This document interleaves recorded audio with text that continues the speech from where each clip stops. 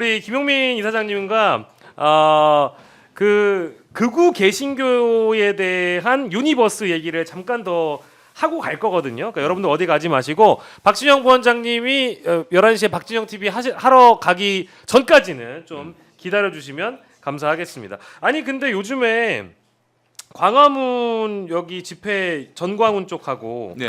그 여의도파의 그 세계로교회 소년보 쪽하고 네. 여전히 서로의 적개심을 드러내면서 갈라서고 있는 그런 상황이라고 봐야 되겠죠? 그렇죠. 네. 예. 일단 그 전광훈 씨가 자기가 이제 말하자면 갖고 놓은 시장에 네.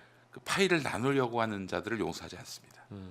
사실은 어찌 보면은 이런 바닥에서는 그 어떤 뭐 경쟁자 비슷한 사람들, 예. 동종의 업자들이 나오면요 시장의 파이가 커지거든요. 그렇죠. 근데 그 정광훈은 이걸 혼자 다 먹으려고 하는 거예요. 네. 그래서 예전에 그 따로 나가서 차린 사람들을 상대로 해서 네. 노골적인 불만과 비난을 쏟아냈습니다. 그 중에는 한 사람이 이제 안모 목사라고 있었는데, 네. 네, 그 안모 목사가 이렇게 자기하고 갈라져서 따로 이 우파 시장을 개척하려고 하니까 네. 막 그냥 그 목사의 이름을 실명을 거명하면서 비난을 했고요. 예. 그 전광훈이 그렇게 비난을 하니까 예. 전광훈의 추종자가 그 안 목사 집 앞 교회 앞에 가가지고 막 안 목사를 향해서 어이 비겁자 이러면서 거의 스토킹을 했단 말이에요. 오. 결국 유죄 판결 받았습니다. 전광훈도 유죄 판결 받았어요. 배후에서 예, 시켰다고. 예, 예. 네, 그 사람이 이번에 서부지법 폭동 사건으로 해서 그 저기 저도 기억나네요. 특임 전도사. 특임 전도사 맞아. 예, 네. 그분들입니다. 행동대장이었구나. 예, 그렇습니다. 그렇게 저기 전광훈 대신에 예. 해결사 노릇을 해주는 예. 그런 친구들이 이제 특임 전도사가 되는 거예요. 예. 근데 정광훈에 대한 그 어떤 인물에 대한 이해, 그리고 이 집단에 대한 이해는 뭐 이사장님 같은 분들 덕분에 많은 대중적인 인지도도 있지만 뭐 이해도도 많이 있잖아요. 네. 근데 이 세계로 교회 쪽에 그러니까 전환길과 함께 움직이는 손현보 목사라는 쪽은 사실 상대적으로 좀 덜 알려져 있고 그리고 이 집회나 시위의 방식이라는 게 지금 취재를 하고 온 현업 필드 기자들의 얘기를 들어보면 전광훈 쪽보다 좀 더 이런 표현이 맞는지 모르겠지만 세련됐더라 이런 얘기를 하는 분들도 있더라고요. 근데 그게 맞나요? 조금 이제 그 중도에게도 어필할 수 있을 그런 뭐 어떤 메시지와 어떤 집회 형태 이게 그럴 이유가 있습니다. 전광훈도 사실은 대형교회 목사들하고 대형교회 목사들은 뭐 필히 우파입니다. 필히 우파예요. 네네네. 그들과도 많이 교류가 있었고 또 이런저런 그 관계들을 형성했었는데 전광훈은 자기가 제일이에요. 나머지들은 다 그냥 뭐 곁가지 혹은 뭐 그 말하자면은 조연 배우 그리고 시다발이라는 표현이 어떨지 모르겠습니다. 예. 뭐 그런 어떤 롤을 맡아야 되는 거예요. 오로지 전광훈 홀로 영광 받으셔야 돼. 그래서 여기에 이제 그 많이 빈정상한 대형교회 목사들 또 대형교회 목사를 지멋대로 거론하면서 그 목사를 아주 이상한 사람으로 만들어버리는 특기가 있어요. 전광훈 씨. 게다가 또 전광훈 씨가 하나님 까불지만 까불면 나한테 죽어 이 발언도 했었고요. 신성 모독 이단 사이비 논란 있었잖아요. 같이 못 간다. 그래서 소프트한 우익 투사가 필요하다. 해가지고 이제 소년보를 앞세운 거예요. 그러니까 소년보 배후에는 뭐 이름만 되면 알만한 대형 교회들이 다 붙어 있다고 뭐 보시면 금난교회라든지 이런 쪽도 같이 움직인다고 봐야 되는 건가요? 금난교회도 있죠. 아 그래요? 예, 여의도 순복음교회도 있고. 아 그래요? 저쪽도 있어요. 온누리교회도 있어요. 그러면 그 세계로교회 쪽이 뭐 집회 숫자가 전광훈 쪽에 비견할 정도는 초반엔 못 됐는데 지금은 새가 비슷해졌다라는 평가도 있고. 그 얘기하면 전광훈이 불같이 화를 냅니다. 맞습니까? 예. 그래요? 자기는 뭐 어이구 참 그렇구나. 뭐 100만 뭐 이렇게 모였다고 그러는데 소년보는 기껏해야 뭐 수천 명 모였다. 그걸 두고 개망신을 당했다 이렇게 얘기하는 전광훈입니다. 아니 근데 그 자본으로 따지면 아까 얘기했던 뭐 온누리교회부터 시작해가지고 뭐 이제 기타 등등 뭐 아까 그 세계로교회 쪽과 함께 움직일 수 있는 교회들이 있다고 말씀하셨는데 그 교회들이 자본이 없는 교회도 아니고 뭐 조직이 안 되는 교회도 아닐 거 아니겠습니까? 그러면 같이 움직이면 전광훈하고 비견이 될 것 같은데. 전광훈은 그래도 달라요? 본인도 하는 얘기지만은 10수년 동안 이 아스팔트 바닥에서 비가 오나 눈이 오나 그렇게 매주 이제 뭐 반 문재인 반 이재명 하면서 달려왔단 말이에요.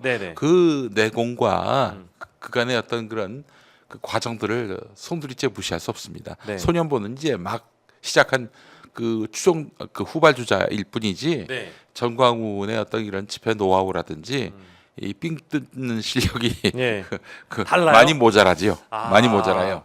따라가려면 멀었습니다. 전광훈 말로도 나를 따라오려면 10년을 따라붙어도 안 될 것이다라는 얘기를 할 정도예요. 아니 근데 전광훈 같은 경우에는 경찰에서 특별수사팀을 꾸릴 정도로 서부지법 폭동 사태에 대해서 어쨌든 전광훈을 좀 수사로 옥죄려고 했다가 지금 좀 약간 느슨해지니까 이때를 틈타서 세계로 교회 쪽에서 여의도 집회를 더 크게 부풀린다라는 그런 느낌을 저는 개인적으로 받았거든요. 근데 이러다 보면은 제가 좀 걱정되는 게 이게 같은 진영 내에서 서로 극단주의적인 경쟁을 하다 보면은 서부지법 폭동 같은 사태가 또 발생할 수 있다. 그러니까 서로 경쟁하다 보니까 누가 더 이 헌재를 잘 파괴할 것인가 이런 경쟁으로 치달으면 안 되는 거잖아요. 근데 지금 두 집단 다 하고 있는 꼬라지가 딱 그 꼬라지라서 혹시나 이 경쟁이 치닫다 보면 비극적인 결말을 또 낳지 않을까. 소년보 쪽은 뭐 폭동으로 그 확산될 가능성은 없어요. 없습니까? 뭐 탈레반 같은 그런 시위 양태는 저 전광훈 쪽에 전매 특허가 있습니다. 아니 막 전한계 같은 사람은 헌재를 가루로 만들어버리는 이런 발언도 하잖아요. 그건 뭐 내가 봤을 때는 그냥 이 주둥이만 떠드는 겁니까? 그냥 뭐 이빨을 터는 거라고 보는 것이 맞겠고요. 그 치석을 턴다고 하죠. 치석이요? 막 털다 보면 치석도 날아가는 뭐 그런 정도고. 진짜 실질적인 위협은 전광훈 쪽에 있다고 봐야 됩니다. 그렇습니까? 근데 전광훈 쪽도 이번에는 뭐 폭동을 일으킨다든지 예컨대 이제 윤석열에 대해서 파면 선고가 나왔을 때 뭐 헌재를 향해서 뭐 돌진해서 뭐 타격을 가한다든지 이런 일은 없을 겁니다. 제가 뭐 우려하는 부분이 아주 없진 않은데 그러나 이미 서부지법에서 그 전광훈 추종자들이 단 한 명도 이렇게 케어받지 못하고 그대로 감옥에 들어가서 인생 종치게 되는 상황을 봤잖아요. 그렇죠. 보고서 또 똑같은 짓을 저지르진 않을 것이다. 그렇죠. 뭐 동력 없어요. 그거는. 그리고 도리어 아마도 그런 흐름이 보인다면 즉각적인 체포가 이루어지게 될 것입니다. 근데 체포를 하는 게 좋을 텐데 경찰이 왜 이렇게 미적다는지 모르겠어요. 뭐 저희가 그래서 평화나무 우리 김디모데 목사라고 그 알고 있습니다. 기독교 회복센터장께서 계속 경찰에 전화해서 뭐냐 이게 대체 지금 서부지법 폭동이 일어난 지 2달이 다 돼가는데 전광훈 구속에 대한 의지가 있느냐라고 계속해서 물어보고 있고 조금만 기다리시라 그런 얘기를 한다는 거예요 경찰에서. 그러면 수사를 아예 안 하고 있는 건 아니네요. 지금 의지는 있다는 거예요. 본인들 말로는. 왜냐하면 전광훈 목사가 저는 전광훈 씨 같은 경우가 굉장히 이 수사가 착수했을 때 위기감을 느꼈다고 보는 게 갑자기 기자회견을 해가지고 구구절절 나는 그 서부지법 폭동 사태하고 관련이 없다라는 식으로 막 강변했던 기자회견이 기억이 나거든요. 매번 그랬지 매번. 그러니까 뭔가 얼마나 쫄렸으면 이제 이런 기자회견을 하겠는가 이런 생각이 들었고 지금 전광훈과 김문수 사이는 어때요? 어떻다고 봐야 됩니까? 전광훈과 김문수 사이가 좋습니까? 아니면은 원래 김문수가 가톨릭 신자예요. 근데 개종을 한 거잖아요. 그렇죠. 한 10년 전쯤이었을 겁니다. 그때 전광훈이 뭐 아스팔트에서 인원 동원 능력을 보여주니까 여기에 혹한 정치인들이 많아요. 그래서 한동안은 김무성, 김문수가 그 교회에 다녔습니다. 사랑조일교를. 그렇죠. 그리고 송영선 전 의원이라고 알고 그 양반도 있습니다. 나갔죠. 그 양반은 아예 뭐 저 전광훈한테 당신은 성령의 본체다 이렇게 얘기를 했어요. 성령의 본체가 뭡니까? 하나님이란 얘기예요. 전광훈이 하나님이라는 겁니다. 그런 분도 있었어요. 그런데 이제 김문수하고 전광훈은 아주 거의 껌딱지처럼 같이 붙어 다녔고요. 그럼 지금은 문재인 정권 내내 같이 다녔고요. 그래서 이제 둘은 정말 죽고 못 사는 사이였고 그때 이미 2019년까지 그냥 전광훈은 김문수가 자기 대선 주작합니다 이렇게 얘기를 했었죠. 그러다가 그 2019년까지 황교안하고도 예. 밀월 관계였습니다. 저 한기총 회장이 됐을 때 예. 한기총을 찾아와서 네. 전광훈의 위상을 잔뜩 높여줬죠. 네네네. 황교안이. 예. 예, 그리고 황교안이 또 2019년 말에 네. 그 청와대 앞에서 단식 농성했잖아요. 예. 그때도 와가지고 전광훈이 그 청와대 앞에서 예. 그 시위를 벌였는데 예. 그때 또 그 시위 현장에 와가지고 마이크 잡고 예. 또 전광훈에게 힘을 실어준 바도 있었죠. 네. 그러다가 2019년 말에 예. 둘이 결별을 합니다. 아, 결별을 해요? 황교안하고 전광훈. 아, 그렇구나. 결국 곁에 남은 사람은 김문수밖에 없는데 예. 김문수하고 2020년 초까지 계속해서 그냥 집회를 열고 예. 같이 무대에 섰고 예. 그래서 저희 그 평화나무가 예. 선거법 위반으로 김문수하고 전광훈을 예. 그 고발을 했고요. 예. 둘 다 기소가 돼서 지금 재판받고 있는 걸로. 아직까지 받고 있습니까? 예. 그 와중에 2020년 2월에 네. 저희 평화나무 고발로 네. 전광훈이 구속이 됩니다. 아. 기억하시죠? 네네. 구속됐어요 그때. 네네네. 구속되니까 이제 총선 앞두고 이제 구속이 된 거 아니겠습니까? 네. 그 당은 이제 김문수가 맞는 걸로 돼 있는데 김문수가 기독자유통일당이었는데 네네네. 갑자기 우리공화당하고 합당을 합니다. 그 조원진 대표하고 그러면 같이 짬뽕이 근데 된 거예요? 이제 전광훈은 조원진 인정하지 않거든요. 복잡하네요 이거. 매우 증오를 합니다. 야 여기 유니버스 그래서 진짜 장난 아니구나. 그래서 이제 그때 전광훈이 김문수를 막 예. 비토하면서 예. 결별을 합니다. 아. 결별을 하더니 다시 김문수가 윤석열 정권 때 예. 경사노위 위원장으로 네네. 들어오고 야, 고용노동부 histori가 장관이 그렇게 되고 네. 지금 대권 주자로서 굉장히 강력한 존재감을 드러내고 있는 바닥에는 다시 손을 잡았어요. 네. 네. 아. 지금 그래서 김문수가 국민의힘 후보 중에 그래도 압도적으로 앞서는 이유는 예. 다 이미 국민의힘에 들어가서 네. 거기서 주인이 돼버린 전광훈 세력턱이라고 보면 됩니다. 아 그러면 그 둘은 과거에 결별했지만 이제 다시 만날 수도 있는 가능성이 높다 우리 가정을 하면 제가 이 얘기를 왜 물어보냐면요. 네. 전한길 씨가 오늘 조금 해프닝이 있었습니다. 음. 뭐냐? 한동훈 전 대표가 음. 자신이 이제 윤석열에게 미안하다라는 그 인터뷰 내용을 보고 전한길 씨가 그렇게 말을 했다라고 하면 인간인 이상 또 이해를 한다. 한동훈의 마음을 이제 그렇게 뭔가 한동훈 전 대표를 마치 이 전한길 씨가 수용해주는 듯한 입장을 피력한 것 동시에 어마어마한 논란이 생긴 거예요. 그걸 결국 해명까지 했거든요. 나는 그냥 인터뷰 과정에서 한동훈 전 대표에 대해서 그냥 인간적으로 그가 느꼈던 그런 심정에 대해서 그냥 내 느낀 바를 얘기한 것뿐이다. 그때 그 사람 보니까 네. 그 뭐 줏대가 있는 사람 같진 않아요. 그래서 대중들의 어떤 반응이 그 자기한테 불편하게 나오면은 예, 바로 말을 바꾸는 그런 스타일입니다. 아. 그런 사람 말에 뭐 귀 기울이고 거기에 예. 보완해동하고 정말 한심합니다. 그게 왜냐면 짧습니다. 그게 왜냐면 집회에 나오는 가장 대형 스피커라고 지금 언론이 엄청 그 조명을 하고 있는 전한길 씨가 한동훈을 언급을 해버리는 순간 이거 뭐야? 전광훈은 김문수를 옹립하고 뭐 세계로교회파나 여의도파라고 부르는 사람들은 뭐야 한동훈에게 줄을 대는 건가? 서로가 각기 다른 이런 대선 주자들을 옹립시키려고 하는 건가? 이런 해석들이 뒤따랐거든요.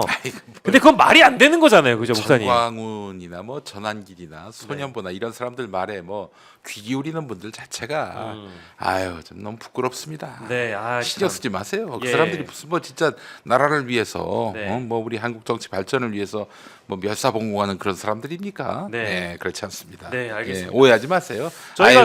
저희가 오늘 긴 얘기 하다 보니까 진짜 중요한 얘기를 빼놨는데 혼을 빼놓고 이제 첫 시간이나 얘기를 하다 보니까 이 주제는 꼭 다뤄야 됩니다. 왜냐면 어쨌든 저희가 썸네일에 다룬 주제인데 지금 긴 시간 기다리신 분들이 또 계실까봐 명태균 게이트 관련해 가지고는 이제 지금 어쨌든 내란 사태 이후에 내란 진압을 위해서 정치권이 이제 경주하다 보니까 명태균에 대한 이슈가 좀 많이 주목을 못 받았잖아요. 네네. 근데 이제는 명태균의 시간이 사실 됐다고 해도 과언은 아니거든요. 네. 근데 지금 하는 인터뷰들을 보면 뭐 지금 정치인 30명을 죽일 수 있다 뭐 이 얘기까지 나왔고 아니, 아까 정치인이 아니죠. 국민의힘 정치인이죠. 국민의힘 정치인이죠. 그리고 더불어서 이제 오세훈 시장이라든지 홍준표 시장과 관련된 명태균 게이트에 연루된 대선 주자들까지 포함해 보면 명태균의 한마디 그리고 명태균의 증거, 황금폰 관련된 내용까지 다 우리가 봤으면 이제 이 정도쯤 됐으면은 실제 이미 검찰의 직접적인 수사나 강제 수사에 들어갈 만한 정치인들이 지금 차고 넘치는 상황이거든요. 그렇죠. 근데 예. 별로 진척이 안 됐잖아요. 이거는 이 현 상황을 어떻게 좀 진단을 해봐야 될까요? 이미 11월 초에 그러니까요. 그 창원지검 수사팀 거기 검사들이 연명부로 김건희 수사가 필요하다라고 얘기를 했단 말이죠. 네네. 멈췄어요. 멈췄습니다. 네네. 멈추고 이제서야 이제 명태균 이야기가 나오기 시작하는 거죠. 아, 이거 보면서 느끼는 건데, 아, 검찰이 딱 그냥 김건희 앞에서 멈췄구나. 그런 생각이 들었고요. 아, 예. 김건희, 윤석열 앞에서 아무튼 멈췄다. 네, 근데 이제 네. 윤석열도 곧 그 파면될 것 같고 그러니까 이제서야 슬그머니 예. 이제 수사가 어디까지 진척됐는지가 드러나고 또 네. 이미 검찰이 오래전에 확보한 그 황금폰 그 네. 내용들이 속속 나오고 있잖아요. 네. 예. 그래서 검찰이 왜 11월 초에 멈췄는지 올스톱을 했는지 예. 이 부분도 주목되고요. 예. 그리고 이제 지금 명태균 씨로서는 자신의 이름을 붙인 명태균 특검에 대해서 예. 적극적으로 찬성한다, 지지한다 그러는 거 아니겠습니까? 그렇죠. 예. 지금 명태균은 이제 다가올 조기 대선 국면에서 예. 존재감을 보여줘야 자신의 석방 날짜가 앞당겨진다라고 사면 받고 믿고 싶어 하는 있습니다. 거죠? 그럼요. 예. 사실 민주당도 유연한 태도를 보이고 있어요. 박범계 법사위 간사가 만났다는 거 아니겠습니까? 예. 최근에 또 만났다고 네, 하더라고요. 그 이전에 또 박범계 말고 이제 박찬대 네네. 원내대표가 그 명태균 씨를 공익신고자로 할 것이냐 이렇게 기자가 물어보니까 예. 고민할 수 있다라는 얘기를 하면서 근데 명태균 씨가 예. 뭘 공익을 위해 신고한 게 있어야 우리가 판단하지 않겠냐라고 얘기를 그렇죠. 한 거죠. 어. 그러면 이 이야기를 듣는 명태균 씨가 어떤 입장이겠어요? 예. 아, 민주당에서 지금 기다리고 있구나. 예. 이런 거 아니겠습니까? 정무적인 판단을 하겠죠. 자, 이번 예. 대선 국면에서 말이죠. 예. 뭐 후보 당사자는 물론 그 후보를 돕고 있는 그 캠프 내 사람의 이름을 거명하면서 예. 아니면 국민의힘 전체 예. 아, 이 당이 명태균 한 사람에게 놀아났구나. 예. 이런 것들을 입증할 수 있는 증거들을 내놓고 예. 또 진술을 하고 네. 그렇게 된다면은 대선 국면에서 국민의힘은 점점 대권으로부터 멀어진단 말이죠. 네. 민주당 압승의 어떤 견인차 역할을 하게 될 경우 네. 나에게 그 어떤 그 지금의 어떤 사법적 옥주의 힘이 예. 헐거워질 수 있을 것이다라고 생각을 할 거예요. 네. 근데 큰 착각 같은데요, 그죠? 명태균 씨가 네네네네. 그건 알 수 없는 일이죠. 그래요? 예. 오. 그거는 명태균 씨가 그 일단은 공익 신고자 신분이 되면은 네. 이제 그동안 자신이 했던 그 국민의힘과의 유착 네. 그 문제와는 별도로 뒤늦게나마 그렇게 저 공익 신고를 한 부분에 대해서는 또 사법부에서 판단하지 않겠어요? 그러니까 이제 사면까지는 아니더라도 사면 어렵죠.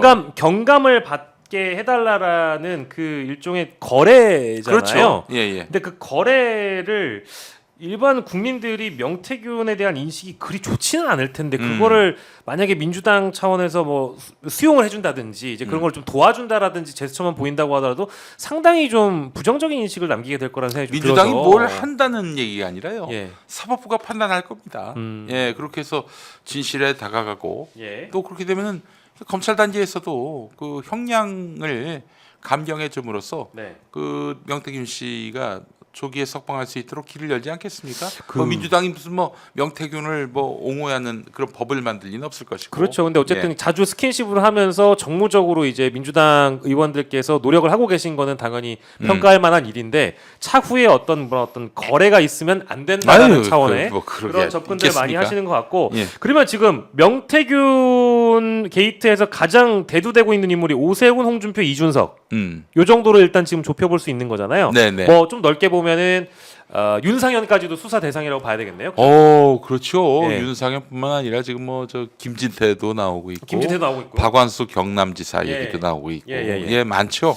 그 누가 제일 먼저 검찰 수사망에 제일 먼저 올라간다고 봐야 될까요? 오세훈이죠. 지금 오세훈인가요? 오세훈은 이미 뭐 저기 그 김한정 씨라고 지금 후원자죠. 명태균한테 돈을 줬다는 그 사람 자기 대신해서 제주 별장도 있고 명태균과 김종인이 사진을 찍었던 그 장소를 제공한 사람. 네, 압수수색까지 이루어지는 상황이기 때문에 네네네. 이 지금 오세훈으로 정조준되고 있다고 봐야 되겠죠? 아, 오세훈 다음이 그럼 홍준표입니까? 그렇죠. 홍준표도 지금 뭐 속속 증거가 나오고 있잖아요. 홍준표는 말을 하는 것마다 지금 계속 거짓말이 탄로나고 있잖아요. 그러니까 뭐예요 그게? 아무 말씀을 하지 말아야지. 근데 왜 이렇게 당당합니까? 그 목사님이 보시기엔 홍준표는 왜 이렇게 당당한 것 같아요?